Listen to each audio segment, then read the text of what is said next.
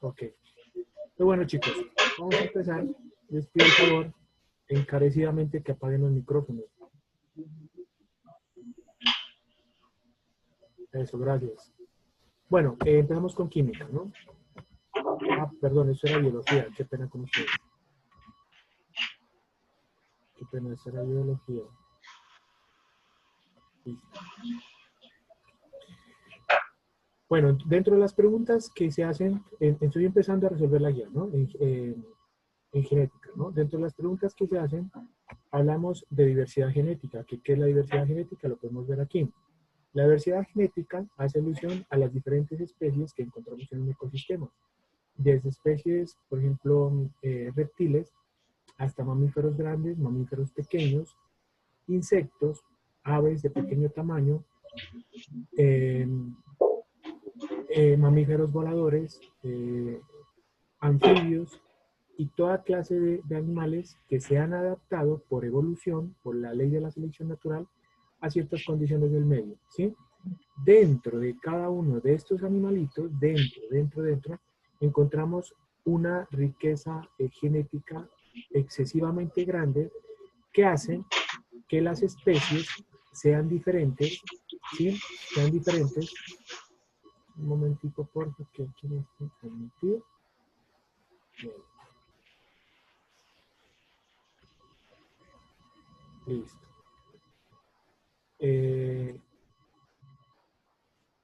Sigamos. Bueno, dijimos que hace que esta especie tenga una, una gran masa genética que le permita adaptarse a diferentes condiciones. Ejemplo, es posible que esta especie sea nocturna, a diferencia de esta, por el color de sus élitros, así se llaman las alas de ellos, o su caparazón. Entonces, esto, siendo la misma especie, se presenta porque tienen diversidad genética. ¿Para qué sirve la diversidad genética?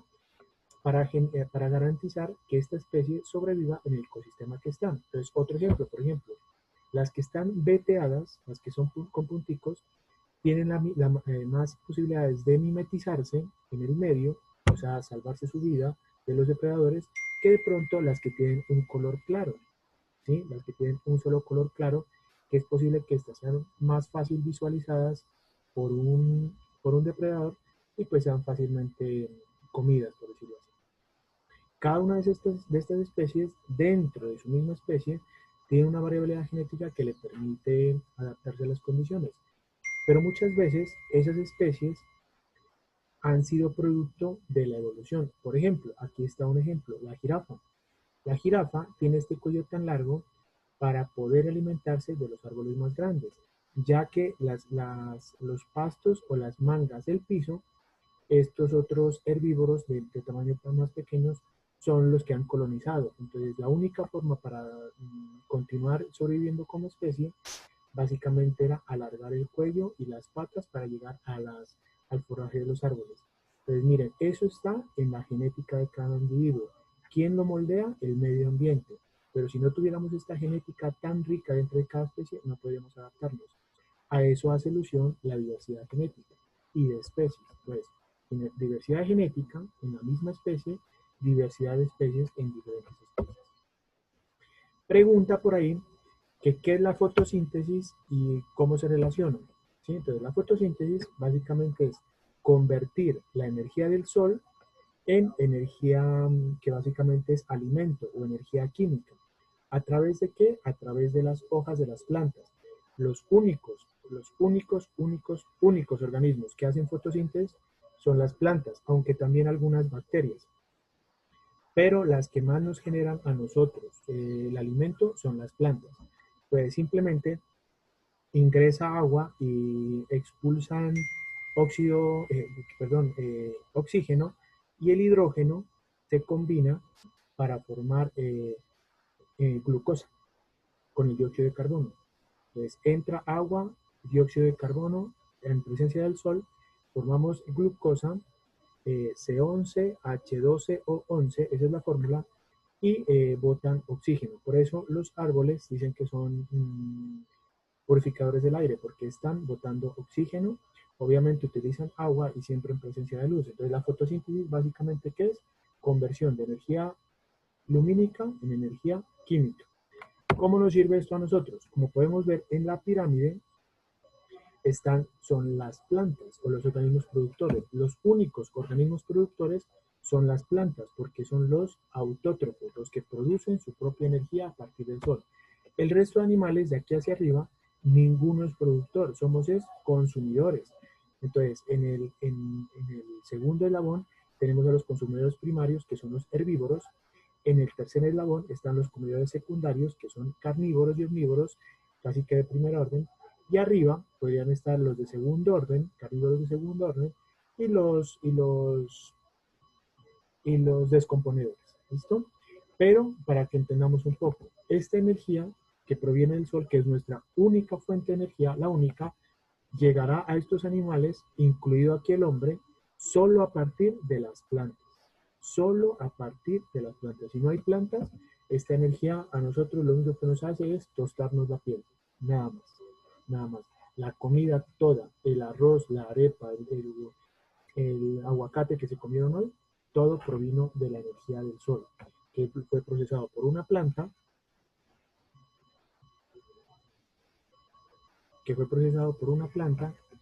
y luego llegó a los animales. ¿Listo? Entonces, sigamos. ¿Estoy grabando o no estoy grabando? Que cómo se manifiestan los genes en los padres y en los abuelos. Entonces volvemos a los dos términos que tanto hemos hablado durante esta secuencia, que son los genes dominantes y los genes recesivos. Entonces, por ejemplo, si, si yo tengo ojos marrones dominantes, mis papás, perdón, tienen ojos marrones dominantes, es muy posible que yo tenga ojos marrones dominantes porque es la característica que predomina, la que pasa de padres a hijos. Lo mismo este cabello y lo mismo las orejas con lóbulo. Lóbulo es este pedacito de acá. Sin embargo, hay otro tipo de carácter que es el recesivo, que ese no se transfiere de padres a hijos, sino de abuelos a nietos o a bisnietos. Entonces, eso explicaría por qué, si mis padres son morenos, yo podría tener el cabello mono, ser de piel blanca y tener ojos claros, porque posiblemente sea un carácter recesivo que va saltando entre generaciones. No se transmite de una generación a otra, sino salta entre una generación a otra. Y por ejemplo, podría ser los ojos claros, el cabello liso y la oreja sin lóbulo, ¿sí? Sin lóbulo. Entonces, no es nada extraño que padres trigueños tengan un hijo con ojos claros, porque posiblemente entre los abuelos o bisabuelos o tatarabuelos ese gen ya estaba manifestado, solo que como es recesivo no se presenta en todas las generaciones. El gen que se presenta en todas las generaciones se denomina gen dominante. Ahí está la respuesta. Que explique cuál es la influencia del medio ambiente en el fenotipo, en lo que uno mira. Entonces aquí tenemos dos gemelos, dos gemelos. El uno es gordito, el otro es flaquito. ¿Bien? ¿Cuál es la diferencia entre ellos siendo gemelos? El genotipo de ellos, genotipo con G de gato, es el mismo. Son hermanos gemelos, gemelos. Pero a uno de ellos, le encanta la comida y comer demasiado comida chatarra, al otro le encanta el deporte. Ese es el medio donde ellos crecen, el medio donde ellos crecen. Teniendo la misma genética, a lo que ellos se dedican varía. Entonces, por lo tanto, como él se dedica a comer, él va a ser gordito. Como él se dedica al deporte, él va a ser delgado. Esa es la influencia del medio. El medio, la genética es la misma. El medio donde ellos están creciendo es diferente. Bueno, también nos pregunta que cuál es la importancia de la termodinámica, que escriba media hoja hablando de eso. Entonces, la termodinámica está básicamente en todo lo que nosotros hacemos y conocemos como sociedad. Si cocinamos algo en la estufa, eso es termodinámica. Si tenemos algún vehículo que se desplace rápidamente a vapor o por o cualquier otro tipo de mecanismo de combustión interna, como un automóvil. Eso es termodinámica, porque hay calor. Si estoy calentando un gas para que se eleve en el caso de un globo, eso es termodinámica. Si estoy alojando un tipo de humo o vapor caliente a la atmósfera a partir de una fábrica, en este caso no es una fábrica, esto es una planta de energía nuclear como la que hay en Springfield. Eso es termodinámica. Recordemos que aquí lo que hacen ellos es tomar una variación de plutonio, eh, poner a, digamos, a chocar las partículas de plutonio para que se calienten muchísimo, lo cual genera vapor. El vapor mueve unas turbinas y eso genera electricidad. Es como si por aquí pasara un río y moviera las turbinas. En este caso no pasa el río, que es lo que pasa en Guatapé, que eso se llama una hidroeléctrica, sino que en este caso la presión y la temperatura hacen mover las turbinas y generan electricidad. Pero todo lo que tenga que ver con calor, con presión y con volumen o temperatura tiene que ver con termodinámica. ¿Sí? Tiene que ver, inclusive el mismo computador que estamos utilizando ahora mismo, su mismo celular, está calentándose en fracciones, digamos, dentro de la normalidad y despejando calor. Eso se llama termodinámica. Nosotros mismos tenemos una sangre fluyendo por nuestro cuerpo que está aumentando nuestra temperatura, la mantiene constante porque sudamos, porque respiramos, porque tenemos el ritmo cardíaco estable, pero esa temperatura hace que seamos un proceso de la termodinámica. Entonces, la termodinámica está en todo. Listo, que los motores de combustión interna, básicamente, que cuál fue el quien patentó. Entonces aquí está Étienne Lenard, pero el, el, el motor como tal fue el de Otto. Sí, básicamente que es que dos pistones o un pistón empieza a mover, a generar presión de gas eh, con una chispa, la chispa la da la bujía, y al generar esa presión empieza a mover unos émbolos que pueden dar un movimiento, que pues en la moto son piñones que mueven una cadenilla y mueve la llanta, y en el caso de los carros pusieron algo que se llama eso se llama una transferencia, pues sí, como una transferencia, la que está atrás, que va a la llanta, ese no fue el nombre, que mueve las llantas de atrás y genera movimiento. Esto, digamos que ya fue hace mucho tiempo y funciona con combustibles fósiles, generalmente gasolina o ACPM, y hay de dos tipos. Hay tipo de dos tiempos que contaminan más porque hay que aplicarle aceite aparte y dentro del proceso quema ese aceite. Y hay de cuatro tiempos, como los vehículos actuales, las motos generalmente, que el mismo aceite está dentro del motor y se está recirculando. Entonces no genera tanta contaminación, por eso no bota tanto humo como las motos de dos tiempos. Pero tengo entendido que en el 2024, 2025, búsqueda en internet, sale la primera moto a agua y la saca Yamaha, es la XT600. Por presión de agua dentro del motor, no comprendo muy bien cómo es el mecanismo, pero por presiones de agua de un lado y de otro, generan ese mismo movimiento del árbol de levas para que ese movimiento genere por transferencia cinética el movimiento de la moto. Simplemente es aplicarle agua y la moto va a funcionar. Me imagino que dentro de las presiones va a haber calor porque va a ser algo termodinámico y se va a empezar a evaporar cierta agua. Entonces por eso hay que estar echando. No es que el motor utilice el hidrógeno del agua para andar, no. Es la presión que genera dentro del agua por la presión sí, digamos, por compresión. Eso es lo que pasa. En el 2025 ya va a salir y va a revolucionar todo porque el mundo necesita energías diferentes para poderse mover. Las actuales contaminan demasiado.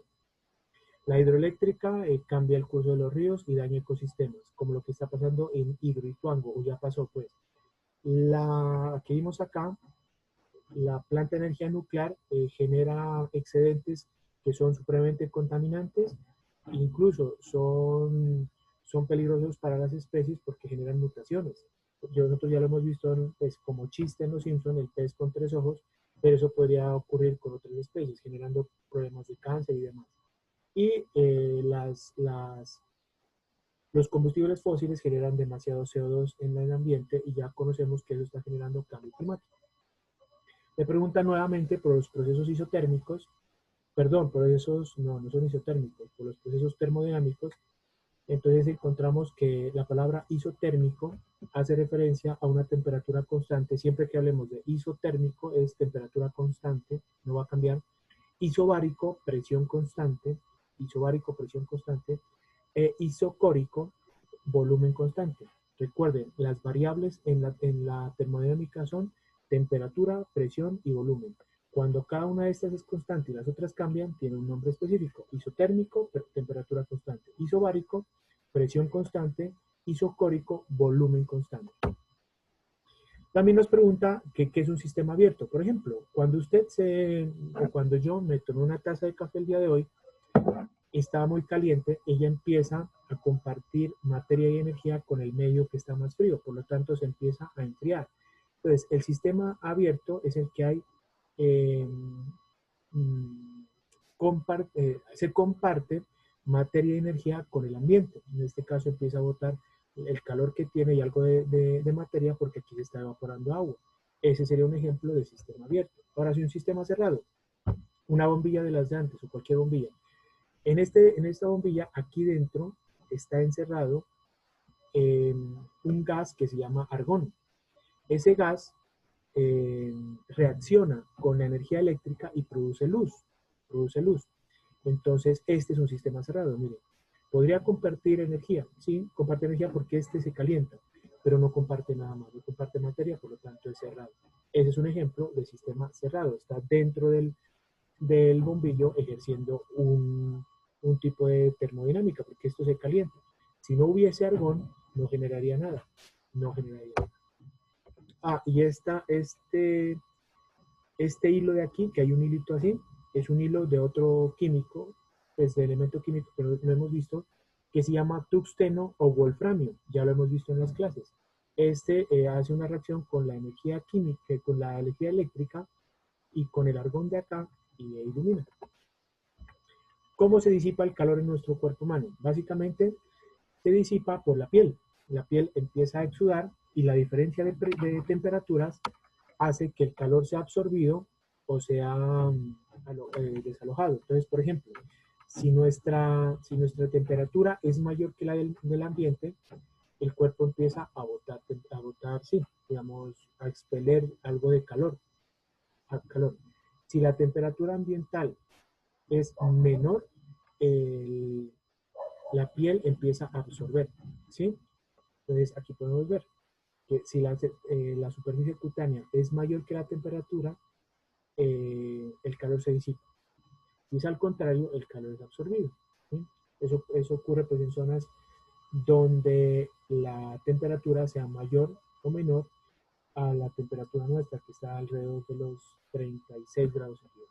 Aquí podemos ver una imagen de infrarrojo, cuáles son nuestras zonas del cuerpo más calientes, sobre todo las que están cercanas a la columna vertebral, donde está la mayoría de órganos más delicados. Que hablemos de la historia de los refrigerantes. Tenemos la evolución. Tenemos CFCs, luego CHFC, luego CHS y luego HFO. Entonces, así, bueno, ¿y eso qué? Entonces, empezamos de los más contaminantes a los menos contaminantes. Ya vamos a ver qué es cada uno. Los CFCs, es decir, estos, básicamente son clorofluorocarbonados, CFC, y son altamente contaminantes. Dañan la capa de ozono y producen efecto invernadero y son de química muy simple.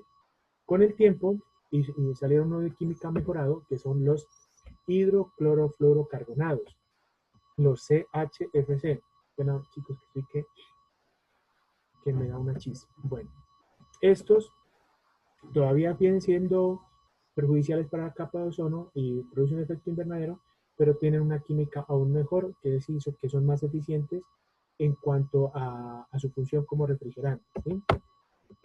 Luego pasamos a los CHC, perdón, a los HFC, que son los hidrofluorocarbonados, que son estos hidrofluorocarbonados, que estos ya no dañan la capa de ozono, pero sí producen efecto invernadero.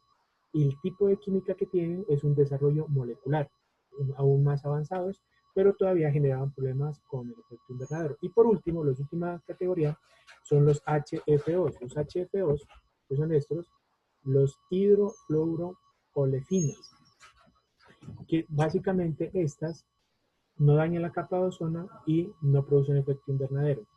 Y el desarrollo de la molécula es mucho más complejo y son excelentes refrigerantes. Son los más utilizados, los refrigerantes. Si quieren ver los nombres, aquí los tienen, son un poquito complicaditos, pero están escritos. Pasemos a química. Vamos a hacer el último ejemplo que ojalá le vamos cogiendo el tiro. Aquí lo voy a realizar. ¿Listo? Dice, calcular la concentración molar de un soluto. ¿Sí? Consideremos una solución hecha mediante una disolución de 3.2 gramos de ácido nítrico HNO3. Si esos son gramos, ese es el soluto. En agua, que sería el solvente. El solvente total o el volumen total de la solución es 30 ml. Entonces, ¿cuál es la concentración molar de estos 3.2 gramos en 30 mililitros de agua? Empezamos. Lo primero que vamos a hacer es, pues, como que abrir esto en los tres elementos básicos: hidrógeno, nitrógeno, oxígeno. ¿Listo? Sabemos que delante del hidrógeno no hay ningún número, así que aquí va un 1. Dentro del nitrógeno aquí tampoco hay ningún número, o sea que hay un 1. Y delante del oxígeno hay un 3, por lo cual aquí tenemos 3 átomos de oxígeno. Buscamos en la tabla periódica, el hidrógeno tiene un peso de 1.00797, lo ponemos acá. El nitrógeno tiene un peso de 14.008, está acá, el nitrógeno, y el oxígeno tiene un peso de 15.99. Procedemos a multiplicar. 1 es el peso por el número de átomos. 1 por este, el mismo. 1 por este, el mismo. Pero aquí tenemos 3. 3 por 15.99, esto me da 47.997. Sumamos todos los componentes, porque estamos hablando de un solo compuesto químico, sumamos, y eso me da 63.012. ¿Qué quiere decir eso? Que este dato es el peso molecular, del ácido nítrico HNO3. Bueno, listo. Paso 2, las moles. Recuerdan que yo les había puesto esta fórmula general. Simplemente yo les dije, vamos haciendo unos cambios. Entonces dice, de esta fórmula general que yo la tengo acá, el H2SO4, lo cambiamos por el que estamos buscando, que es HNO3. Entonces, una mol de HNO3 lo cambiamos, miren, cambio H2SO4 por HNO3, igual. Tomamos el dato que nos dan acá, 3.2. ¿Listo? Entonces, cambiamos, dice aquí, el 2.35 por 3.2. 3.2 gramos de HNO3 por una pequeña división. Entonces, arriba va a ir un mol, queda igual. Y abajo, ese es un ejemplo aparte, este de 98.08 lo cambiamos por el que obtuvimos en el paso 1, o sea, por 63.02, o por el peso del compuesto, 63.01, 63.02. Listo, recuerden que esto está así porque no lo puedo poner hacia abajo, pero supone que esto es una división. Entonces, eliminamos gramos con gramos, como lo hacen acá también, y cogemos 3.2 por 1, 3.2. Dividido entre 63.01 me da 0,050 moles, pero no de ácido sulfúrico, sino de ácido nítrico, de este mismo, HNO3. Fácil. ¿Qué es lo que hice? Una pequeña división. Entonces, nuevamente, el valor que va aquí es el valor que me dan acá del soluto, 3.2 gramos. Y aquí va a ir una mol siempre, y aquí abajo, en donde va la división, ponemos el valor que obtuvimos acá. No es más, y hacemos la división.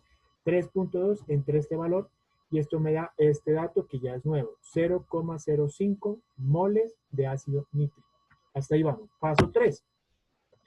Aplicamos esta fórmula, como lo vimos en el taller, pero haciendo unos pequeños cambios. Entonces, Lo mismo, ponemos HNO3 igual, ya no es este, sino así, los moles de soluto sobre los litros de solución. Entonces, HNO3 igual, tomamos el valor que obtuvimos acá, perdón, que obtuvimos acá, 0.050, aquí tenemos 0.50 moles, y lo dividimos entre el dato que nos dan acá, del volumen, o sea, del solvente. Dice que son 30 ml. ¿Listo? ¿Por qué no pongo 30 ml? Porque dice litros de solución. Para convertir de ml a litros, tengo que dividir entre 1000. Si usted divide 30 dividido entre 1000, o sea, de mililitros a litros, divide entre 1000 siempre, la respuesta es 0,03 litros. O sea, 30 mililitros es igual a 0,03 litros. O corre la coma 3 lugares hacia la izquierda, lo mismo.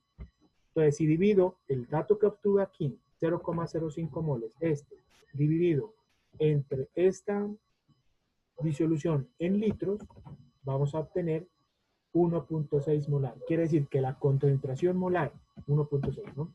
La concentración molar del ácido nítrico en 30 mililitros de agua es 1.6 molar. Y esa es la respuesta.